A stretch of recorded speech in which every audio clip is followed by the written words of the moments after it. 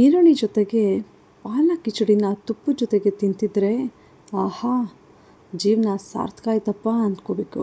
ಸ್ನೇಹಿತರೆ, welcome back to Jay's family kitchen. ಅಪ್ಪಟ ಮನೆ ರುಚಿಯಲ್ಲಿ ನೀವು ನೋಡ್ತಿದ್ದೀರಾ ಒಂದೊಳ್ಳೆ ಆರೋಗ್ಯಕರವಾದಂತಹ ಪಾಲಕ್ ಕಿಚಡಿನ ಮಾಡೋದಕ್ಕೆ ತುಂಬ ಸುಲಭ.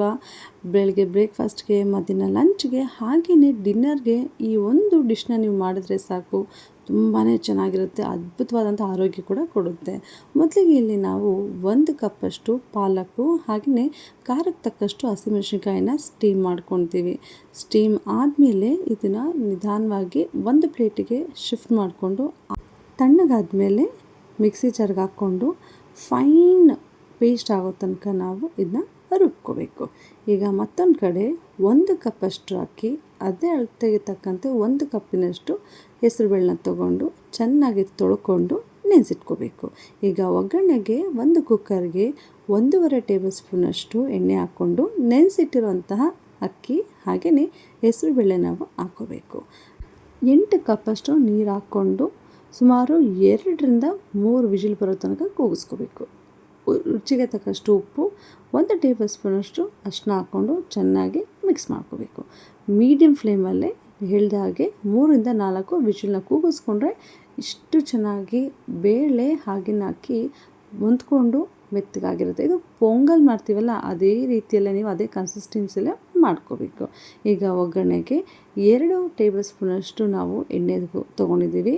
ಅದಕ್ಕೆ ಜೀರಿಗೆ ಹಾಗೆ ಕಾಳುಮೆಣಸು ಒಂದಿಷ್ಟು ತೊಗೊಂಡು ಅದನ್ನ ಫ್ರೈ ಮಾಡ್ಕೊಂಡಿದ್ದೀವಿ. ಒಗ್ಗರಣೆಗೆ ಕರಿಬೇವಿನ ಸೊಪ್ಪು ಹಾಕ್ಕೊಂಡು ಖಾರಕ್ಕೆ ತಕ್ಕಂತೆ 2 ಒಣಮೆಣಸಿನ್ಕಾಯಿನ ಹಾಕ್ಕೊಂಡಿದ್ದೀವಿ.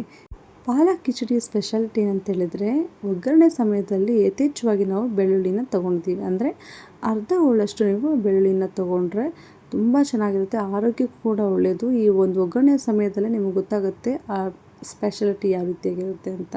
1 ಮೀಡಿಯಮ್ ಸೈಜ್ ಈರುಳ್ಳಿಯನ್ನು ಸಣ್ಣದಾಗಿ ಕಟ್ ಮಾಡಿಕೊಂಡು ಒಗ್ಗರಣೆಗೆ ಮಿಕ್ಸ್ ಮಾಡ್ಕೊತಿದ್ವಿ. ಫ್ಲೇಮು ಮೀಡಿಯಮಲ್ಲೇ ಎತ್ಕೋಬೇಕು, ಹಸಿ ಸ್ಮೆಲ್ ಹೋಗೋ ತನಕನೂ ಬಾಡಿಸ್ಕೋಬೇಕು. ಇದಾದಮೇಲೆ ನಾವು ರುಬ್ಬಿಟ್ಕೊಂಡಿರೋಂತಹ ಪಾಲಕ್ಕು ಹಾಗೆಯೇ ಹಸಿಮೆಣಸಿನ್ಕಾಯಿ ಪೇಸ್ಟನ್ನ ಹಾಕ್ಕೋಬೇಕು. ಇದು ಅಷ್ಟೇ ಸ್ನೇಹಿತರೆ, ಯಾವುದೇ ಒಂದು ಡಿಶ್ ಮಾಡಬೇಕಂದ್ರೂ ಹಸಿ ಸ್ಮೆಲ್ ಹೋಗೋ ತನಕ ನಾವು ನಿಧಾನವಾಗಿ ಬಾಡಿಸ್ಕೋಬೇಕು. ಹಾಗೆ ಫ್ಲೇಮು ಮೀಡಿಯಮಲ್ಲಿರಬೇಕು. ಈಗ ಒಂದು ಸ್ವಲ್ಪ ನೀರು ಹಾಕ್ಕೊಂಡು ನಿಧಾನವಾಗಿ ಕಲಿಸ್ಕೊಳ್ಳೋಣ. ಒಂದು 2ರಿಂದ 3 ನಿಮಿಷ ಮೀಡಿಯಮ್ ಫ್ಲೇಮಲ್ಲೇ ಮಸಾಲನ ಕುದಿಸ್ಕೋಬೇಕು. ಈ ರೀತಿಯಾಗಿ ಎಣ್ಣೆ ಬಿಟ್ಕೊಂಡಿರಬೇಕು. ಇದಾದಮೇಲೆ ನಾವು ಬೇಯಿಸಿಟ್ಕೊಂಡಿರೋಂತಹ ಬೇಳೆ ಹಾಗೆ ಅಕ್ಕಿನ ಮಿಕ್ಸ್ ಮಾಡ್ಕೋಬೇಕು.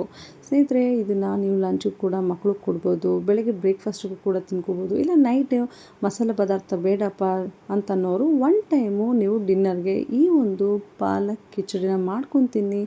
ಅದ್ಭುತವಾಗಿದೆ. ಇದು ಸುಮ್ಮನೆ ಬಾಯಿ ಮಾತಲ್ಲಿ ಹೇಳ್ತಿಲ್ಲ, ತುಂಬಾ ಚೆನ್ನಾಗಿದೆ. ಮಾಡಿ ನೋಡಿ. ಸುಲಭ ಮಾಡೋದಕ್ಕೆ, ಆರೋಗ್ಯಕ್ಕೂ ಕೂಡ ಒಳ್ಳೆಯದೇ. ನೀವು ನೋಡ್ತಿದ್ದೀರಲ್ವಾ, ಈ ಒಂದು ಹಸಿ ಈರುಳ್ಳಿ ಜೊತೆಗೆ ಒಂದೊಂದೇ ಬೈಟು ತುಪ್ಪ ಹಾಕ್ಕೊಂಡು ತಿಂತಿದ್ರೆ ಸ್ವರ್ಗ ರಪ್ ಅಂತ ಪಾಸೋದಂಗೆ ಇರುತ್ತೆ. ಇದು ಸುಮ್ಮನೆ ಹೇಳ್ತಿಲ್ಲ, ನೀವು ಮಾಡಿ ನೋಡಿ ಯಾವ ರೀತಿಯಾಗಿತ್ತಂತ ಹೇಳಿ.